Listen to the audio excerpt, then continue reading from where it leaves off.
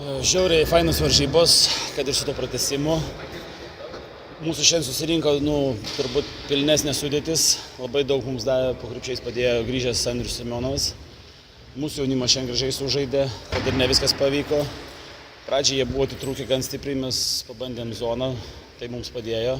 Nors jų pagrindiniai tuo momentu, man atrodo, trečio pradžioje sėdėjo, tai mes tą atkarpą sumažinom. Toliau taškas į tašką. Galą jau kaip ir turėjom, bet vėl jų 10 pataikė 2 nuostabius tritaškius. Išplėšė tą pratęsimą. Pratęsime jau buvo taškas į tašką, bet mums pasisekė turbūt. Ačiū. Tai lygiaverčiai varžovai. Geros rungtynės, gerai pasižaidėm. Šiek tiek įkrito, šiek tiek neįkrito, bet sumoje buvo įdomu žaisti. Geras varžovas.